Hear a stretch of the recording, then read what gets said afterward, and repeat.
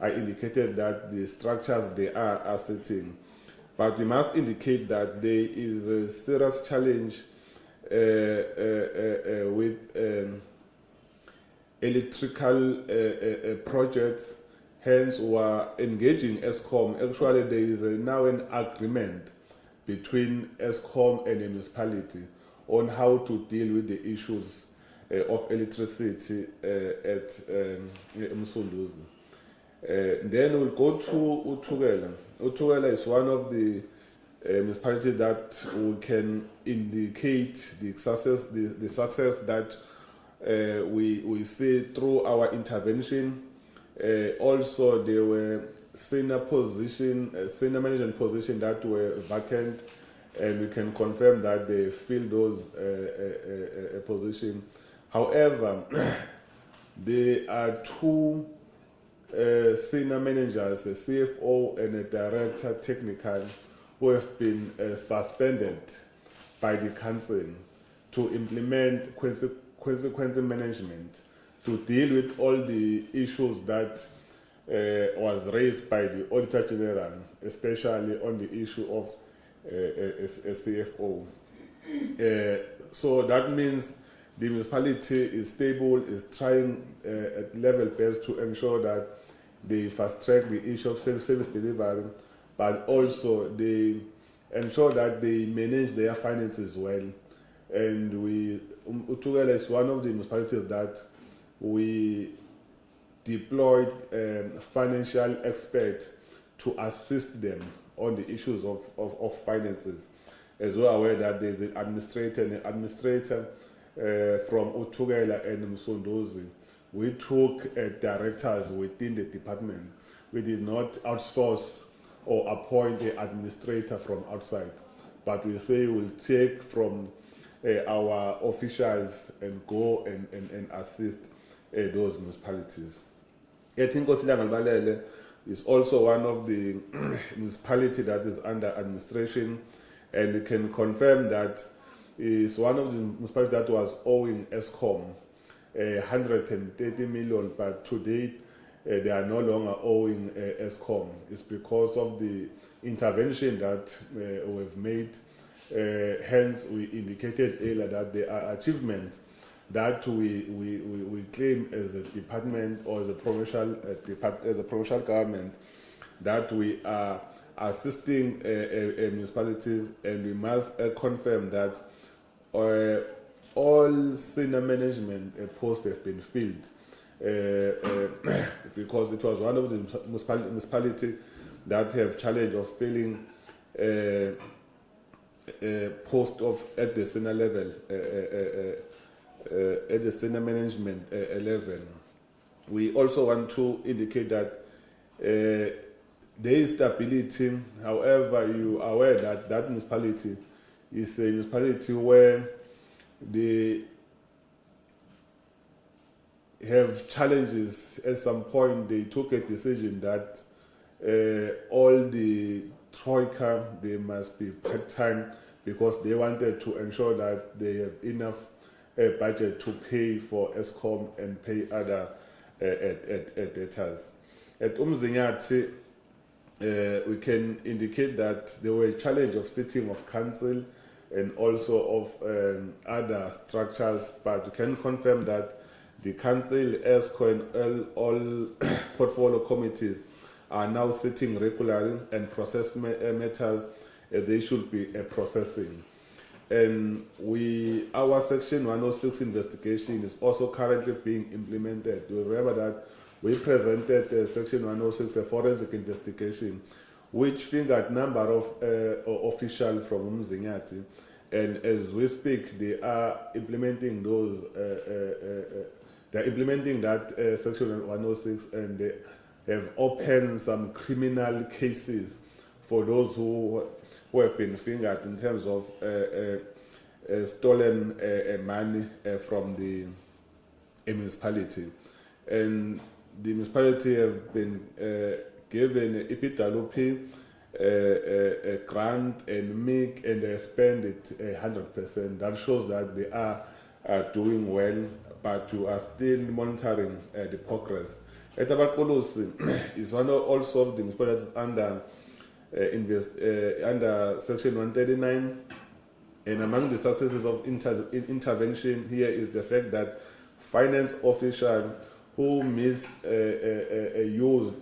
the funds from Abakolosi have been disciplined and dismissed. You remember that there was one official who transferred 3 million to her account and claiming that she was paying for electricity. And when we did the investigation, we found that money was not going to pay ESCOM, but we found it in her personal account. Hence, we requested an administrator to start a process to discipline that official, and we can confirm that that official has been dismissed, and we are recovering that money. But also, we must also say that there are projects that we are supporting at Abakolosi. We are working with MISA and also with National Cogta, especially under the area of Mondlo, where we gave them 30 million to assist the people of Imondlo to unblock the issues of sewer in that area. We're also working with a district and also the National Water and Sanitation Department to ensure that the people of Abakolosi they receive water, because it's one of the municipalities that have been raising issues. Even last week, we were there to assist them and to deliver some projects, like the project of boreholes and other projects, and also the project of electricity. Maybe let me go to Emadlangen. Emadlangen is also one of the municipalities that we can confirm that there is an improvement, because now they have a funded budget. Do you remember before they had unfunded budget? That means they have a deficit. Then the administrator, they have assisted the municipality to ensure that they have a funded budget, but they still have challenges. So remember that last week the speaker of the municipality resigned because we took a speaker to court because they were just doing things willy-nilly, just call meetings illegally and take wrong decisions. Hence, we took the speaker to court, and the speaker decided to resign from the municipality. But the court already indicated that we're correct, and we must indicate that they have spent their MEC 100%, and also they've received additional grant of 5 million, which means the people of Utrecht or the people of Emadlangeni will be receiving more service delivery. Mtubatuba is one of the municipalities that we are proud of because they are doing well. We will, even 2 days ago, we were at Mtubatuba to hand over a tourism center, but also to deliver some projects. And we can confirm that their finances now, they are positive in terms of the cash coverage. They are more than 4 months. That means even if they are not receiving any revenue for 2 months, they are still able to pay for their employees, rather than before where there were challenges in terms of paying employees. And remember that in terms of the investigation that was done at Mtubatuba, there are 15 employees that were disciplined and dismissed, and also include middle and senior management. And there are also other councillors that have been taken to a DC process as directed by the Systems Act, which deal with Code of Conduct. We must indicate that Umkhanyakude also is one of the municipalities that are under Section 139, but I want to say that I regret to say that too much tangible progress has been recorded at Umkhanyawote district, because it's one municipality that have serious challenges in terms of political instability. Even 2 days ago, we requested a meeting with all councillors and found that some of councillors, they didn't come. Hence, we did not have time to engage with them because there was no quorum.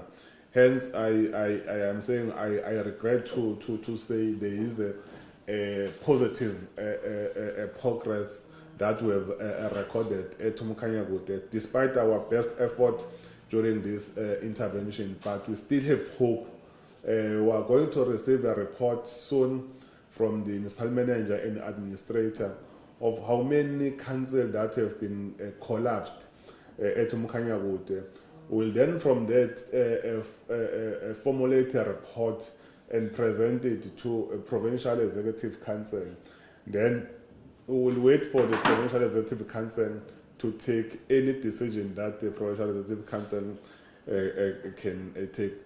And also want to indicate that the municipalities is also have challenges of budget, and they have not passed the budget, and that's why we requested a meeting with them to try to say they must ensure that they pass the budget, because without budget approved by the council, nothing the municipality they can do. There are projects that we have been supporting the municipality.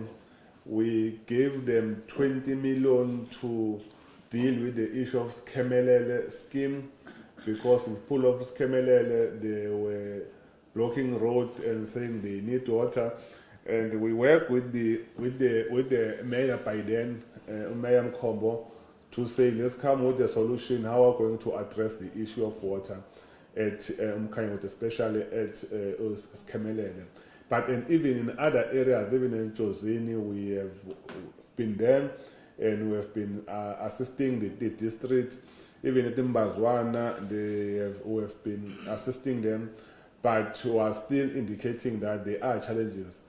But we still going to put more effort to ensure that the council sit and the council approve the budget, so that the people of Umkhanyawote, they will also receive services like any other resident or other district or municipalities. The last one is Ngutu. In Ngutu, it's unfortunate to say that maybe let me start by saying the Provincial Executive Council took a decision to put Ngutu local municipality under Section 139(1)B. You will know that when a Provincial Executive Council take a decision to intervene in the municipality using a constitution, is either you use Section 139(1)A. So Section 139(1)A means a Provincial Executive Council give a directive to a municipality. Then Section 139(1)B is where Executive Council say we are taking over some powers from the municipality. And Section 139(1)C it say we are dissolving the municipality. But the Executive Council took a decision to put Section 139(1)B, where some powers were taken from Ngutu Council. Then in terms of the constitution, after the Executive Council take a decision to put a municipality under Section 139(1)B, we supposed to write a report or a letter and inform the Minister of Cogta, and also inform NCOP from National. And the Constitution says a minister must respond within 28 days, and the NCOP must respond within 180 days. And indeed, the minister responded by saying, let's persuade the Provincial Executive Council to put Ingotu under Section 139 1A. And the minister raised a number of reasons for that. You will remember in Ingotu we were in court with it, and some of the issues that makes us as a department to take Ingotu to a court. We believe that the election of a mayor was wrong. We also believe that the recruitment or the employment of senior management was done wrong. But the court ruled, because we are the government and we respect the courts, the court ruled that the election of the mayor was correct, but the recruitment, the appointment of senior management was wrong. That means all the senior management that were employed wrong, and the court directed that they must leave the office. Hence, we then went back to Executive Council to say the reason that we have been raising with NCOP and National Cogta were correct, that the municipality is not doing well. But even the Auditor General have indicated that in two municipalities have regressed because they received disclaimer. You know, when you receive disclaimer, it means you have failed to produce evidence to AG. Hence, we're correct by saying a municipality must be taken to Section 139 1B, and there is instability. There is political instability in that municipality. For sure, from a media point of view, remember that there was a video that was circulating in social media where in the council there were people who entered the council carrying guns, of which is not allowed. Hence, we decided to go there and to understand what's happening, but also to report on the decision taken by the Executive Council to put the municipality under Section 139. We then told that the council, because I must try to deal with that issue before you raise it. I know that you will raise the issue that I went there with HOD and other senior officials from Cogta to Ingotu, where the council was locked, and then they give us a boardroom to use because we invited councillors. I then decided that we can't use a small boardroom because we are observing the COVID-19 regulation. We decided that let's go outside so that we'll observe the COVID-19 regulation, because you just need an open space. We are allowed to have a meeting even outside. Hence, we met with all the councillors that were there, and it was only IFP councillors that were not present. But the councillors from the ANC were there, the councillors from EFF, they were there, the councillors from NFP, they were there, even the councillor from the DA, they were there. Because they respected the call from the MEC that we request a meeting to discuss the issues of the council, the functionality of the municipality, because we have a responsibility to ensure that we support municipalities, including Ingotu is one of the municipalities that we are supporting. One of the municipalities that had their intervention terminated is Richmond and Ndomeni. You remember that Ndomeni at some point was under Section 139, and also Richmond was also under 139. Because of the progress, we then decided to withdraw the administrator, because we believe that those two municipalities, now they can continue to do everything and will continue to provide support like we're providing support to all municipalities. And I must say that Provincial Executive Council resolved to terminate those municipalities at the end of March this year. But let me just indicate the general challenges in municipalities that are under administration. Among the remaining challenges in municipalities under intervention are issues such as political stability, of which I've already indicated, are the issues of unfunded budget, are issues of irregular expenditure, and also vandalism causing damage to public infrastructure. All these issues are being addressed, and until they are resolved to our satisfaction, we will continue with our intervention to those relevant municipalities. In closing, I wish to say that we have a responsibility. The Premier have pronounced that this sixth administration must ensure that we support municipalities, we support the traditional institution, but we ensure that water, especially district, they give our people water. Hence, the Premier requested us to come with solution to deal with the issue of water. Hence, we've developed a KZN water master plan, which indicates where are the areas that have challenges and how to deal with those challenges. They will ensure that we have a short intervention and a medium and a long term. And part of the short intervention, because we said we can't allow people to not have water.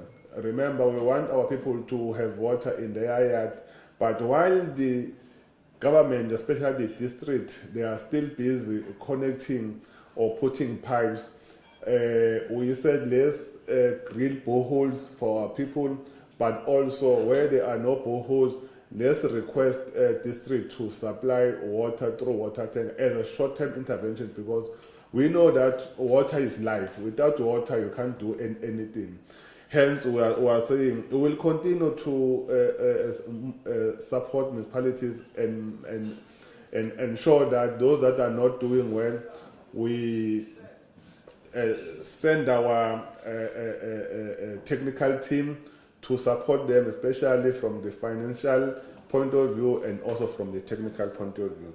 Thank you very much. Thank you, Honorable MEC.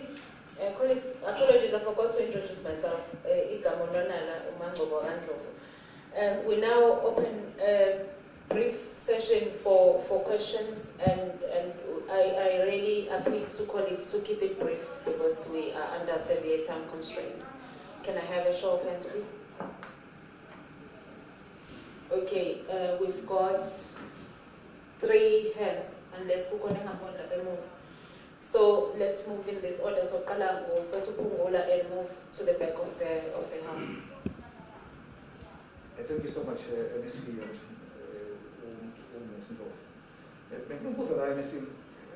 and specifically now, if I recall, on the 15th of February, so the MEC went there to introduce the administrator, which is Mr. Ndwandwe. And there was a specific task given to Mr. Ndwandwe. One of those tasks was for Ndwandwe to take that forensic report. Now, to date, according to the opposition, the item has never been on the agenda in all the meetings of the council, including the one that collapsed. Now, those were the basis of the instability that is taking place there, because the opposition is saying they want these issues to be addressed as MEC mandated the administrator to do, but he hasn't done that. Now maybe we'll know from the report that is forthcoming that why this issue has never been on the agenda in all the meetings, including the one that collapsed.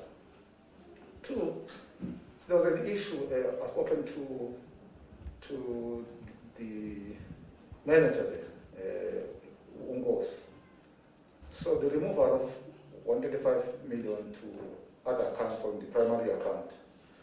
Now, Mr. Kosi is on record to us saying he was not aware of that. So there was no consultation So that was done by administrator together with junior officials, bypassing him that. So then, okay, he then told me that, okay, he wrote to the MEC, I think it was 8 May, then he was awaiting for the response from the MEC what to do, because he told us, okay, he could not account for that. So this 1.5 million that was reinforced, as we were told by the municipality. Now, if, and doesn't know about it, was it correct now? Then I also, lastly, I want to know, as far as I can count, I think the Tuesday meeting that called us was the 6th one. Now, I want to know from the department how many meetings that should collapse before cabinet arraigning the maybe and dissolve the municipality. Thank you. Thank you.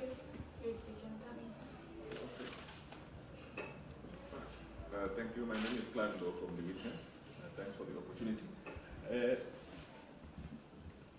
A few weeks ago, here at the Umgeni municipality, there was a service delivery protest by ANC members. I think it went on for almost a month, where there was a complete shutdown of service delivery.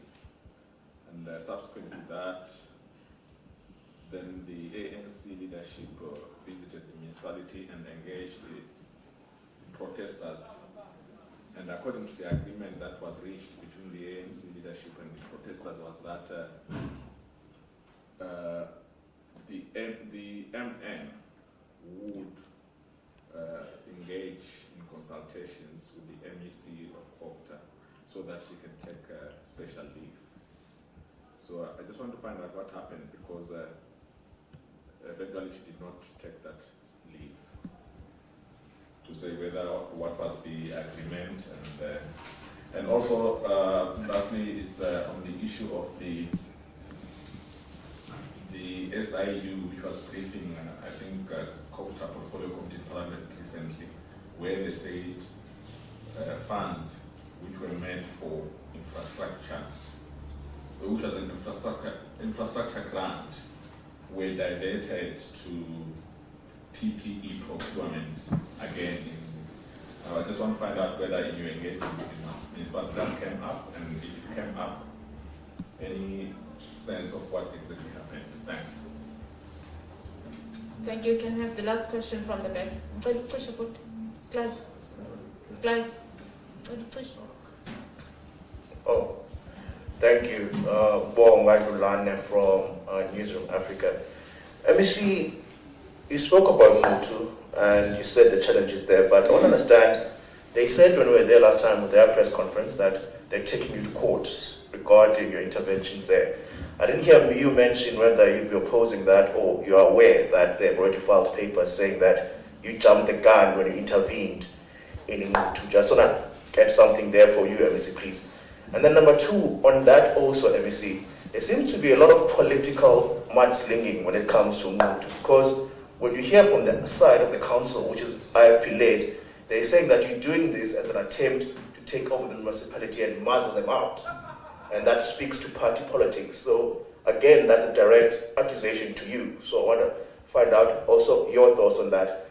Lastly, MEC, when you talk about successes, are you talking about now that you've intervened, you're seeing successes, these are close to concluding the administration? So will you be, now the administration can go back to their hands, or will it be some time before that happens? Because you say these are successes in some of these municipalities. So I'm trying to understand, are we seeing an end in sight near for the administrations of certain municipalities? Thank you. Thank you, colleagues. MEC, we just have two questions from colleagues that are joining us virtually. Usenzo will present those questions, and then we'll ask the MEC to respond quickly. Thank you so much, colleagues. Greetings to the MEC. We've got two comments or questions that have come in. One of them is from our colleague, Koskona, from Radio 702, where he says that the main concern is the water crisis that appears to worsen throughout the province. For example, residents in PMB and Durban have been experiencing water disruptions for months now. What is the actual plan in this regard? and what appeal is being made to national government, and what issues are being raised to the Provincial Department of Public Works. And then the second issue is one that was raised by Mr. Tami Makubane from the Mercury, and he asks, can the MEC indicate what plans are there for Okanyawude following the revelations that are made to the portfolio committee that the municipality is dysfunctional? Thank you. Thank you, colleagues. We now hand over to the MEC for his responses. No, siyabonga.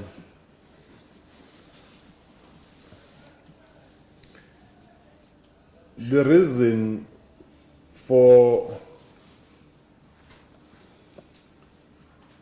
Section 106 forensic report to be not part of the agenda at Mkhanyawote is because we have not yet presented it.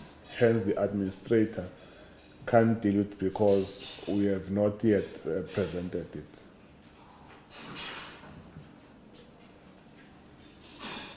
I'm not sure if you No, I'm not getting you. You see, who was supposed to do that? Was it by the department to present it, or he himself had to do that?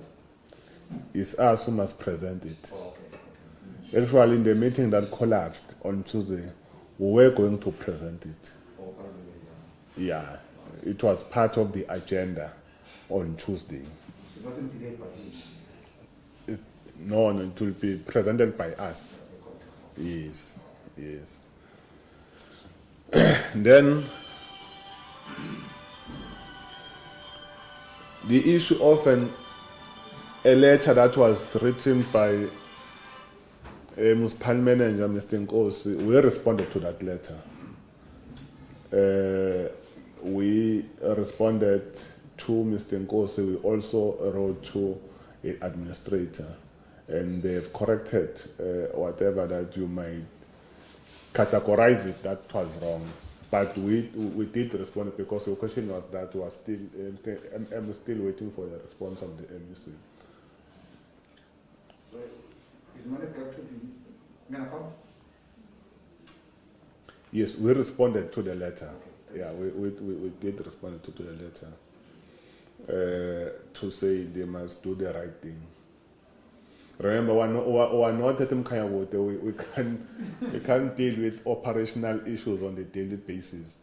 But when someone requests a directive from us, we do provide that direction. Hence, I'm saying we responded to the letter by municipal manager. The other question said how many meetings collapsed at Mkhanyawote.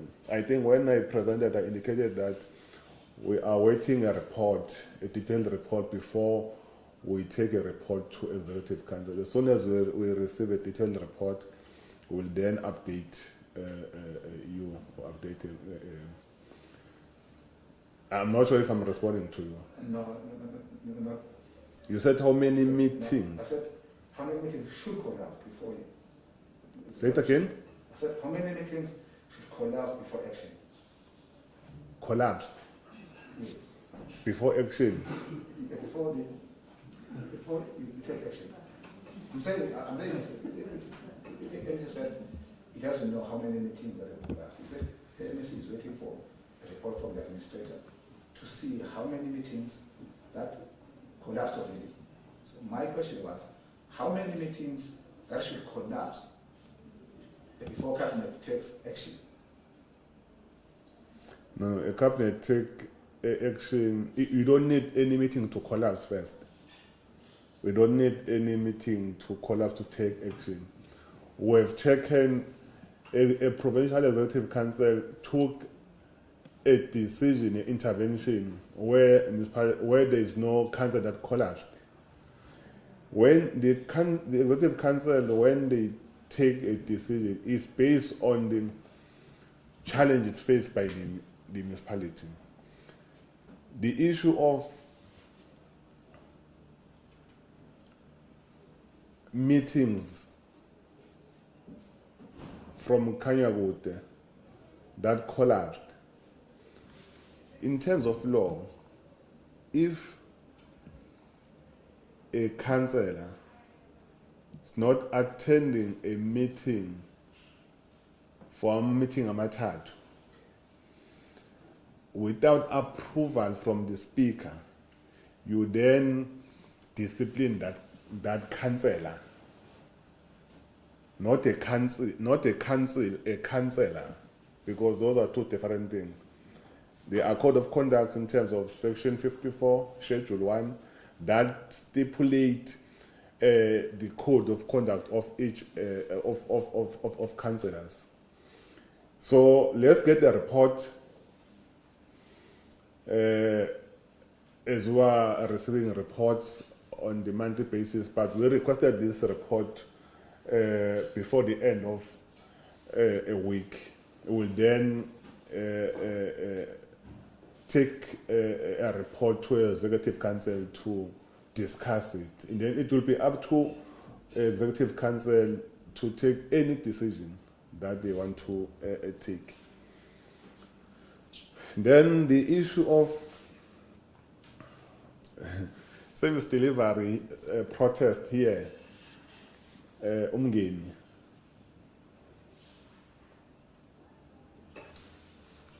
I'm comfortable because yourself, you said there was an engagement between an ANC and the protesters. Now, unfortunately, there is no ANC here. I can't speak on behalf of the ANC. Let me wait until I've been engaged, because the comment said the ANC said they will engage the MEC and the MM to take a leave. So from where I'm seated, I've not been engaged to ask a MM to take a leave.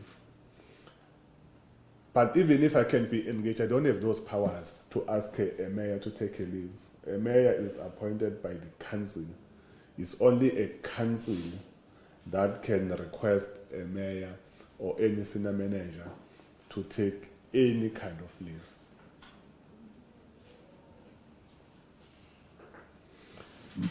Then a report from the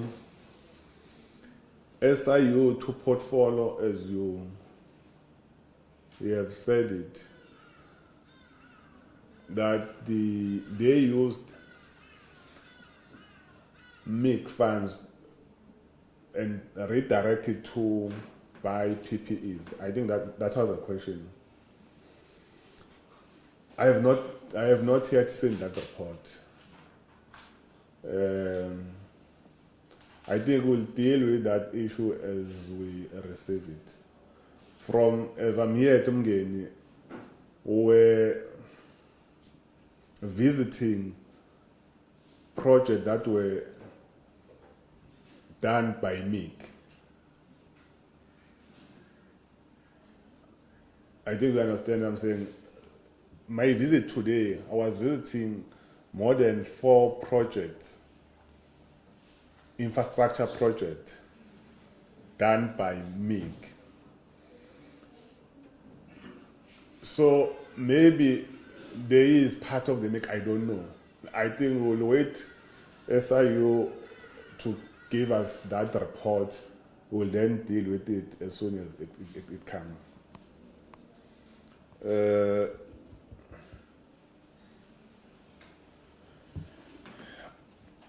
Are we aware that Ingotu is taking us to court? When we are cited, we will respond. When we are cited, remember, anyone can go to a mountain and say, I'm taking to court. And until you have been taken to court, and if you're taken to court, you will be cited and you will receive papers. So as soon as we are cited and receive papers, we will respond to those papers. But the administrator is there. The narrative that say to take to under Section 139 is political. I don't think it's true. Because Ingotu is run by IFP. I don't think it's true. That means even Msondozi they might say that. That means Utugela might say that. Let me count you the municipalities that are under Section 139 that are run by the ANC. Is Msondozi, Utugela, Langalbalele. Mtubatuba current is run by the ANC. Is Mpofana.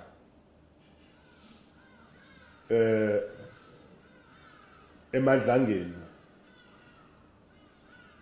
Now, what politics are we playing to these municipalities because they are run by the ANC? What is special with Ngutu? What interest? Because our interest in Ngutu is that the people of Ngutu, they must receive service delivery. The Auditor General have indicated that Ngutu regress. They receive disclaimer. What does that mean?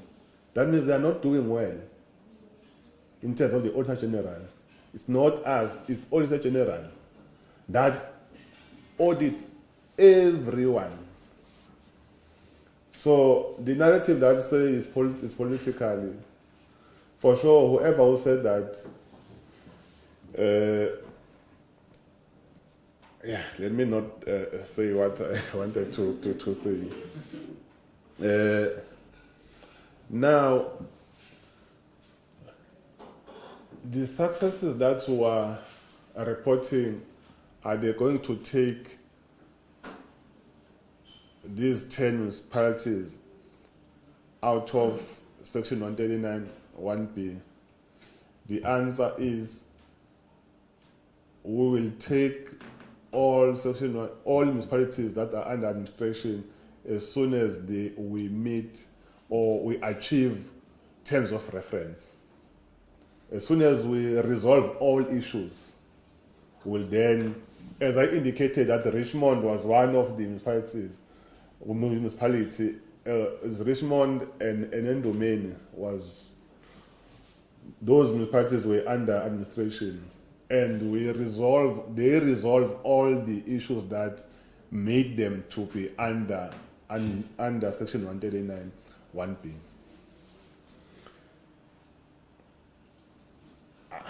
I think my question now, there was an issue of water at Msondozi and Etegwini. I think when I presented, I indicated that the Premier requested us to deal with the issue of water. I even indicated that that's why we have now a provincial water master plan, which talks straight to the challenges that I have raised before of water.